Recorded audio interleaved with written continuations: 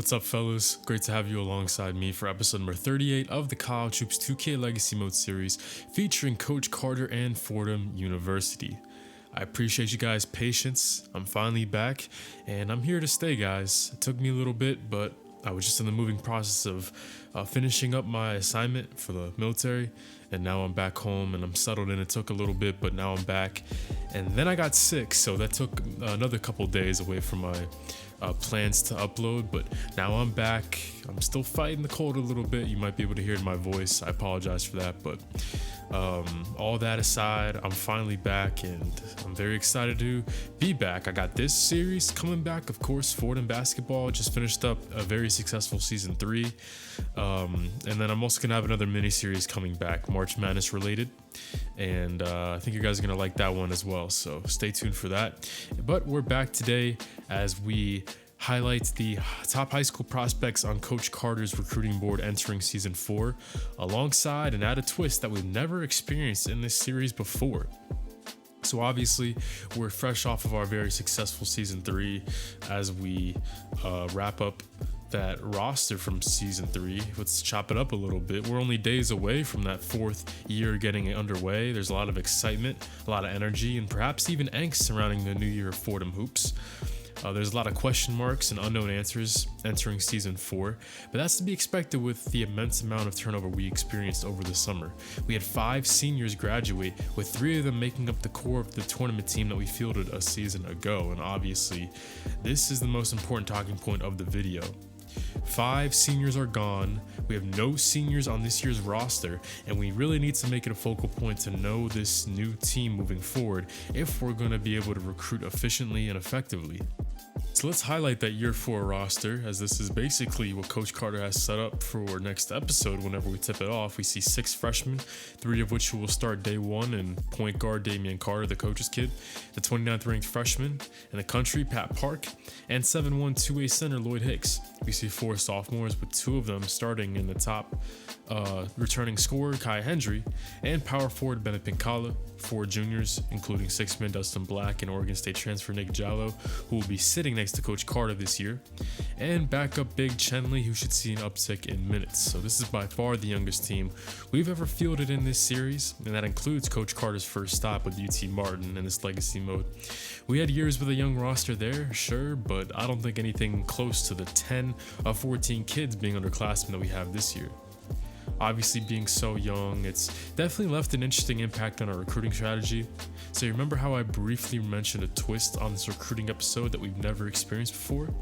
Well, that's because we have 0 scholarships to offer in year 4, which means today's high school prospect preview show will not be highlighting the top seniors around the country, but instead will show off the best high school juniors and sophomores that Coach Carter has his eyes on moving forward. And since we have 2 junior forwards and 1 junior point guard on the team, those will be the positions we target for our recruiting class a year from now. So let's get started, guys. Got a lot of game tape to get through. So I introduce you to the first prospect on our board. Let's meet 6'5" forward Dwight Howard, who's out of our backyard. Despite not having any physical similarities to the other Dwight Howard you may have heard of in the past, there's plenty of reasons why this high school junior is number 1 projected on our board for next season.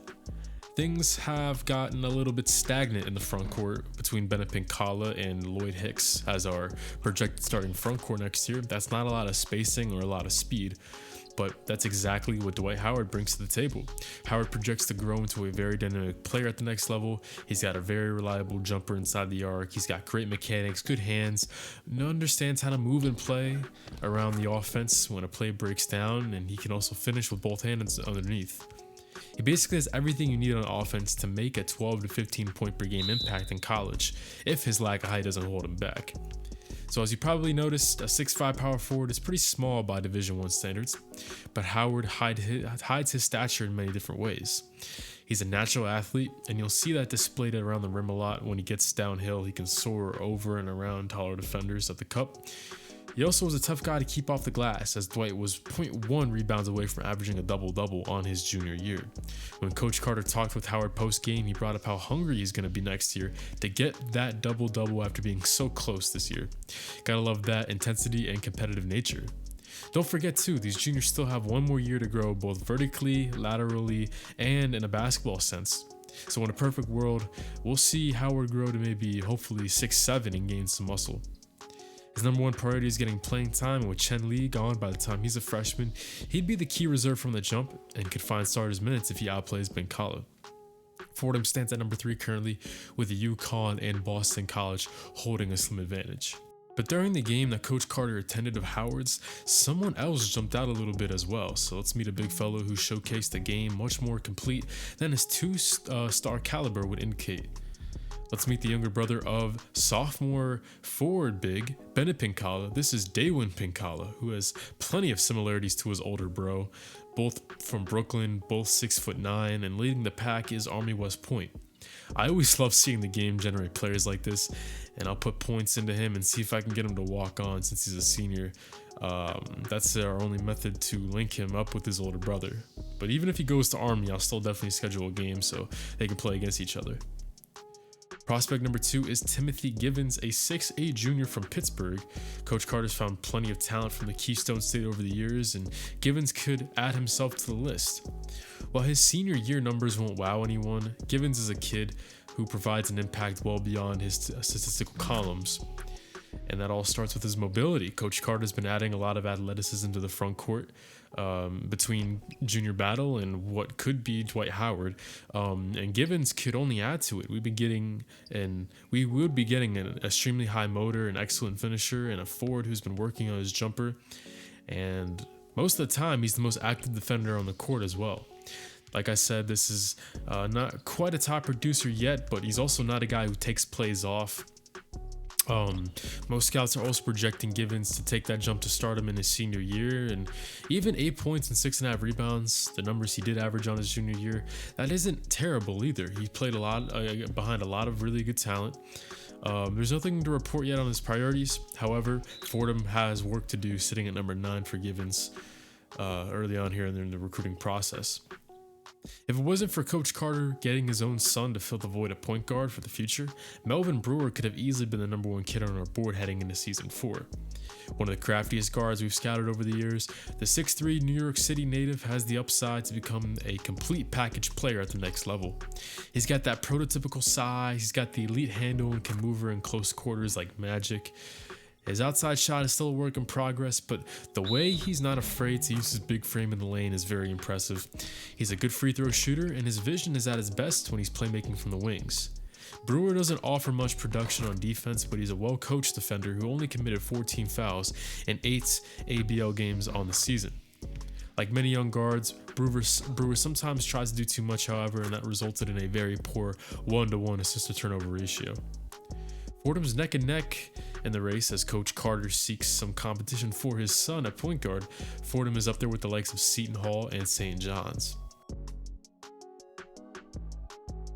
Would have loved to have some game tape from the prospect at number 4, a 7'1" big fella from the Motor City, Edmund Alloway. Here's hoping he finds an ABL team to run with next season. Before, I touched on the fact that Coach Carter's been busy adding some speed to the front court. He's also actively been tailoring some size underneath the basket as well, obviously in the form of Lloyd Hicks and Junior Battle. Alloway could easily add to it, over 7 feet tall, just under 300 pounds. Alloway's biggest strength is his strength. He doesn't get moved around very easily, as you can tell. And this is a frame that you just can't teach, or a frame that you don't see very often from high school players. On top of that, we've discovered a B rating for both steal and block and a C+ hustle, so his defense will be at least serviceable from the jump. But without ABL stats, sadly we don't have numbers for his defense, nor do we know how foul prone he is, which is normally the biggest issue for guys his size. Fordham has the early lead on Alloway. Zach Stapleton clocks in at number 5, a Louisville, Kentucky native who isn't on an ABL roster this season either, so the information will be lacking a little at this point. But he's a 6'7" forward who gives us an extra option to fill our front court need in the future. He grades out as an A- rebounder, and priority number 1 is to stay close to Kentucky. We're 6th on his list of schools such as Cincy and Florida State, leading in the top spots. I could see this race falling away from us over the year just based off that fact. Luckily, we have plenty of choices at forward and center. Prospect number 6 is Irving Bauer, a 6'4" 2 guard as we get back to some game tape. And his hometown has a very special place on this channel. The Big Easy is where my point guard won his national title in my career series, and where he got drafted as well. Irving Bauer is from NOLA as well, and he's got a slasher mentality. He's got very high inside scoring and dunk ratings that we've unlocked, and you start to get real impressed with his repertoire when you find his B+ block and his B- steal ratings. His athleticism, inside ability, and defensive skills, all in one package, it presents Bauer as a multi-tool player, and it'd be surprising if these decent high school numbers did not take a leap when he becomes a senior. He wants playing time from the jump, and he'll be fighting hard for it as he holds teams like Texas, Florida, and Kansas above all others. This also shows me he wants to play for a big-time program, so that doesn't favor Fordham, as the Rams sit in 16th place for him, but I'm sure over the months and year, that'll shrink down. The 16 teams interested, or I believe maybe it's 19, something like that. I'm sure it's going to shrink down, and hopefully it'll be a little bit easier for Fordham. We have our first and only 3-star prospect, someone who I could see bumped up a grade next season as a senior. Let's meet Kelvin Gates, a 6'5" forward at number 7. Gates is from Teaneck, New Jersey, the same town that holds the campus of America's darling this season, Fairleigh Dickinson. Surprised to see Gates not jumping at the chance to join the Knights after their historic run this season, but I don't think Coach Carter is complaining. Gates produced at a 4-star level this year, 10.7 rebounds, 1.5 steals. He's fundamentally sound, especially the mechanics on his jumper. His shot isn't at the level it should be at, but his form tells you that he's got the potential to get it a lot better. Gates is also a sneaky athlete. Whether it's filling lanes on the break or going over guys to get boards, there's some more bounce and wheels than meets the eye here. He still needs some more understanding to the game. For instance, he fouls a ton due to a poor understanding of defense and just basketball at this point, but these things can be cleaned up with coaching. And Gates only has a C potential, so not at quite the high level we prefer for, upside. Fordham is pretty much equal with Hofstra, Drexel, Rhode Island, and Marist for Gates. Last and certainly not least is a player on our board that is a very special talent. I introduce you to the first 5-star ever targeted in this series. Yes, that is how far we've grown in 4 years. 5'9" point guard Kalu Garza, who's hooping a borough over in Brooklyn. Just as fast as the 4 stars finally started pouring in, we have a 5-star perhaps showing some interest in the program. Kalu Garza's game is predicated on his deep range touch. He reminds me a lot of Marquise Noel over on Kansas State this year. Defenses have to respect him from 30 feet out, and that allows so much to open up for not only him, but for his teammates on offense as well. Garza took a bunch of threes, 43 in fact, in 8 ABL games, which is a ton. It's over 5 per outing, but he sunk 37% of them, while tossing close to 5 assists per game. This is all while still having 2 more years of high school ahead of him. He also has an A- shot off the dribble, B pass, B- defense, B 3-point, grades out with a whole bucket full of A's. Everything about this kid screams he's a stud. The only glaring negative I saw with Garza was his form.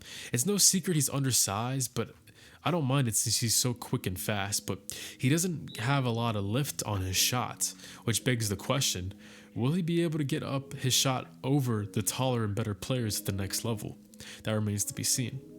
The elephant in the room is we might have already found our point guard in the future already. It's the coach's son, Damian Carter, who will enter his freshman campaign next episode.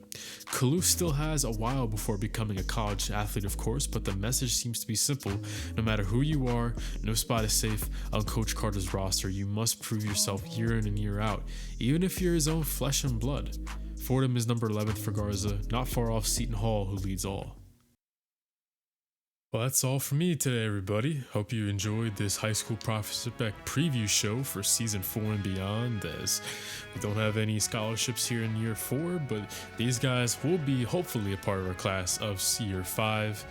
And as we continue to move forward, let's take a look at our preseason tournament where we'll face Central Connecticut State as a softball to ease us into year 4, and we'll most likely be playing Notre Dame if we can win this one here in the NIT. So that is where year 4 begins with the youngest roster we've ever had in this series. Can't wait to see the college debuts of all of our freshmen at the Carrier Dome next episode. So I'm College Sports Revive signing out. Great to be back, everybody. Hope to see you next time as Fordham Rams, they tip off year 4. See you then, guys. I'm signing out for today, and I'll hopefully see you later. Peace, everybody.